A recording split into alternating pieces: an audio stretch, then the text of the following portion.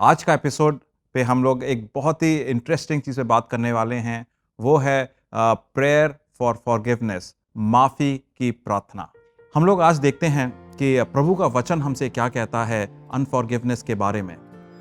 1 यूहन्ना 1:9, यदि हम अपने पापों को मान लें तो वो हमारे पापों को क्षमा करने और हमें सब अधर्मों से शुद्ध करने में विश्वास योग्य और धर्मी है।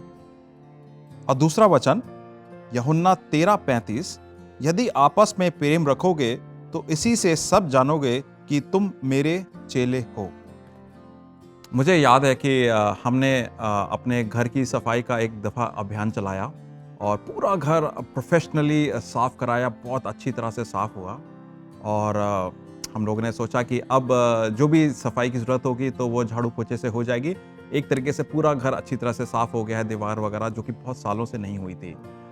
उसके बाद अगले दिन हमने देखा, जब सवेरे उठे तो हमने देखा कि आज ज़्यादा सफाई नहीं करनी पड़ेगी, मगर घर वैसे ही घर से गंदा था। किसी को समझ में नहीं आया कि इतनी मेहनत करी और उसके बाद भी घर पूरा गंदा रहा। फिर हमने मेहनत करी, पूरी सफाई करी और फिर सो गए और अगले दिन दोबारा जब उठे तो हमने फिर से वो घर पूरा गंदा पाया। हमें समझ में नहीं आ रहा था कि कौन सी ऐसी बात है कि जो हमसे चूक रही है और हम उसको सुलझा नहीं पा रहे हैं। तो अब जाकर हमने देखा कि हमारे घर के ऊपर जाकर सबसे ऊपर वाले कमरे में एक खिड़की थी, वो बंद नहीं थी और वो खिड़की के खुले होने की वजह से धूल धक्कर, धूल मट्टी सारी घर के अंदर आ रही थी।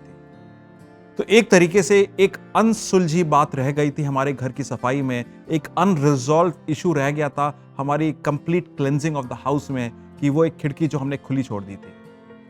भाई और बहनों, जैसे ये वचन बताता है कि प्रभु के सामने आके अंगीकार करें, confess your since in front of the Lord. अगर हमारी जिंदगी में सबसे पहली चीज अगर रिपेंटेंस या अंगीकार नहीं है प्रभु के सामने आने का, तो हमारी लाइफ में सबसे बड़ा जो एक अनरिजॉल्व चीज है वो वहीं की वहीं रह जाएगी। हमारी लाइफ में कभी कोई चीज नहीं सुलझेगी, लाइफ वैसी ही चलेगी, चाहे हम कितना भी पैच वर्क कर लें, वो घाव वहीं का वहीं रहेगा। एक बहुत बड़ा घाव जिसमें सर्जरी की जरूरत है, हम उसे एक बैंडेड से नहीं उसको सही कर सकते हैं। और ये फॉरगिवनेस की बात वही चीज होती है। सबसे बड़ी फॉरगिवनेस की बात यह है कि हमें यह स्वीकार करना पड़ेगा कि we are absolutely living a life which is not righteous and is not appropriate as per the holy standards of God. हमारी जिंदगी इस लायक नहीं है, ना उस तर्क की है कि जो प्रभु के हिसाब के बने।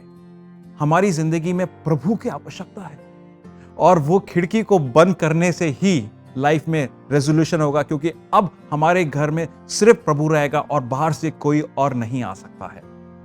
और साथ ही साथ में फॉरगिवनेस या माफी की बात जब करें तो प्रभु के सामने आके जब माफी मांगे तो हम तो जानते हैं कि प्रभु ने हमें माफ कर दिया है, मगर साथ में अब हम अपने भाई बहनों के साथ, दोस्तों के साथ, वर्क प्लेस पे, कॉलेजेस में या जिनके संपर्क में आते हैं, कोई ऐसी द्वेष भावना या ऐसी अनरिजॉल्व इश्यूज ना रखें कि जिसकी वजह से कोई हेट्रेड बनी रहे। जैसे सोशल मीडिया की बात डेबी ने करी थी कि वैसी कोई बात ना बनी रहे कि अनरिजॉल्व रहे, बल्कि हम एक दूसरे के साथ मिलकर चलें। प्रभु का वचन बोलता है कि आप जब एक दूसरे के साथ मेल मिलाप करके प्रेम से रहोगे तब आप जानोगे कि आप मेरे चेले हो। तो यही वचन आज मेरे और आपको प्रोत्साहित करता है कि we should be asking forgiveness from God and also forgiving others and live in love. प्रेम के साथ जिए। मानव, आपने इतने अच्छे तरीके से समझाया, forgive others just as God has forgiven us।